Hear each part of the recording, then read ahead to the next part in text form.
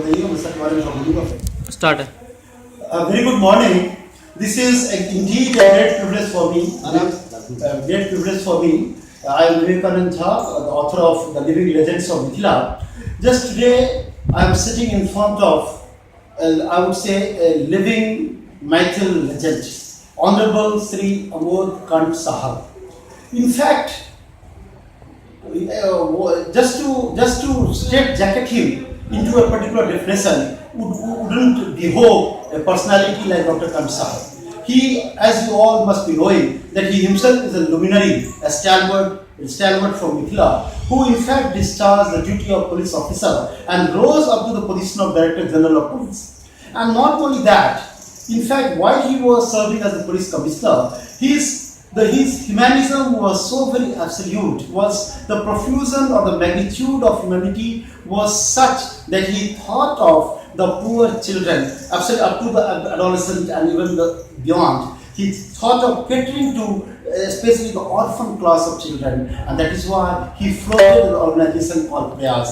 So indeed, it is a privilege for an author like me to chronicle the details of none other than a stalwart Maithil, Sri Amod Kant Sahab. So today, and in fact I would say that I have met so many of our Maithil legends. It is the first time respected Kant Sahab has expressed his desire to tell us as to who he is. Because this is the question which has been disturbing the humanity ever since the humanity or human existence came on earth. Because this is the quest, or rather the query or the question for every single human being as to who he is. And Kant Sahab has himself volunteered to speak on that particular aspect as to who he is. So let us listen from the stalwart Maithil community, Honorable Sri Amod Kant Sahab. Sir, your take please.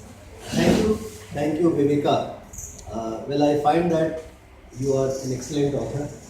Vivekanand Jha is the author of many books, including a book on the Prime Minister Modi also.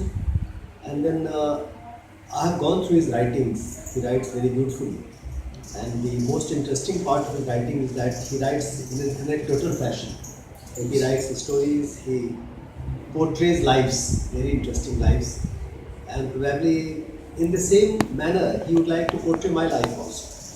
And then he is going to pick up a few lives of those people who belong to Mithila. Now, Mithila is an expression which is primarily in certain parts of Bihar, where it has a geographical area also, let's say Samastipur, Darbhanga, Madhubani, etc., etc. And larger areas are there where the language being spoken by and large is Maithili. But Mithila is not only language, Mithila is not only a geographical expression.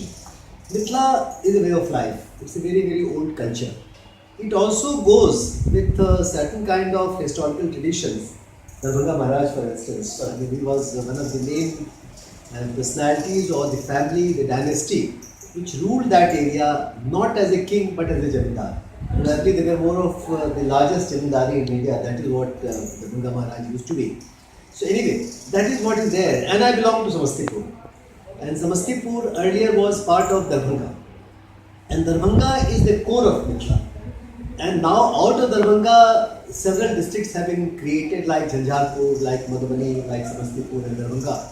So I am Maithil from that point of view. I belong to Mithila. I may not be so conversant with the language Maithil as such.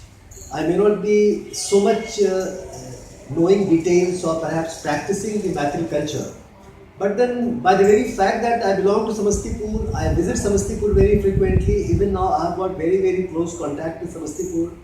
My relations, my friends, my family, all of them are connected to me very deeply.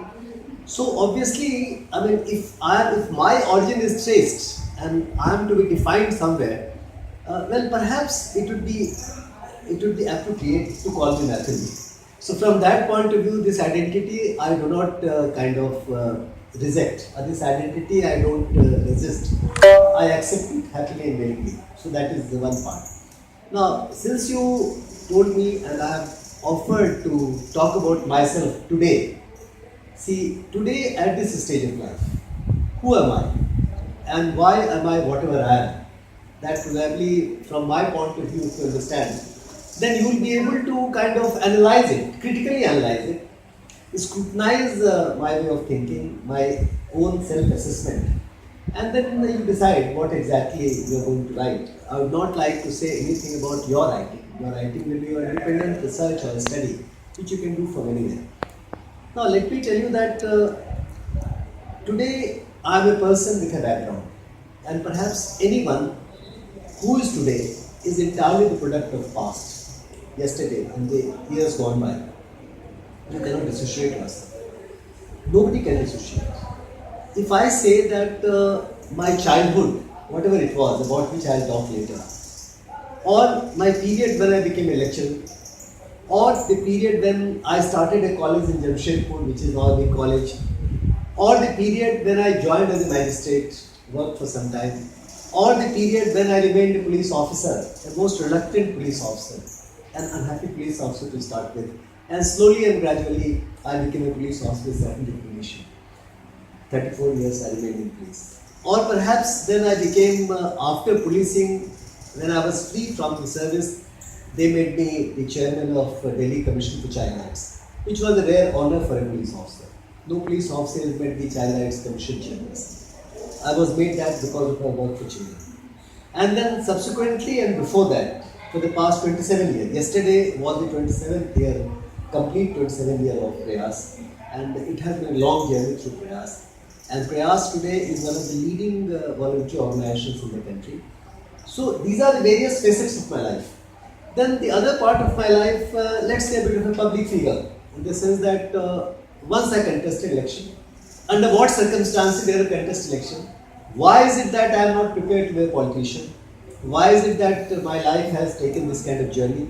Last week, a movie was made, you must have heard about it, Maya Charles, in which it's a very well-known movie now. It is one of the most current movies going on in the market. And I am the man. Amod Kant is man, and Charles Sobraj, the notorious criminal gangster, international gangster, he is Charles. So that combination. It is one of the stories, one of the many cases which I investigated during my 34 years. The story of Charles Sobraj and me goes back to 28 years. Now they have projected, Adil has done an excellent job as Amod Kant in the film. And it has been widely acclaimed that he did exceedingly well as my character. He tried to kind of copy me, he tried to imitate me, all of this stuff. Now this is the kind of life I have led. I have travelled nationally, internationally. I have worked in many states of India. I was DG Police of Arunachal Pradesh. I was DG Police of Goa. I worked as Joint Commissioner of Police in Delhi. I worked as Deputy Commissioner of Police, Assistant Commissioner of Police, etc. in Delhi. I worked as SP of Pondicherry. So, variety of places. I was in CBI for a long time. And as a CBI officer, I did some of the biggest cases. Rajiv Gandhi assassination case, Lalit Mathur Arjun Das assassination cases, this famous Hawala case which made a history, and then Harshad Mehta's bank scam cases. So, these are all part of the same life. The point I am trying to make that who am I? I mean, I am trying to answer this question through all this story. Now, as a diffident child, as a child who repeatedly failed in the exams, a child who was so unsure of himself, whose life was so miserable as a child. I mean, I had a very unhappy childhood from that point of view. So that kind of child, let us say, graduating into or becoming a student who did well in the college partly, or perhaps became a police officer, became whatever. Now, this entire journey of my life, 34 years of policing, 3 to 4 years of Child Rights Commission, 27 years of social sector, voluntary sector experience. All these things are going together. And when you combine all these activities, all these thought processes, all these kind of occupations and professions which I indulged in, they ultimately make whatever I have today. So it is the first thing which comes to my mind. I mean, today when I speak, when I do any kind of work, when I think, when I act, when I visualize the world, when I try to create a philosophy for myself, I do it all myself. I do it all on my experience. I don't borrow ideas. I don't borrow or imitate people now. Why should I?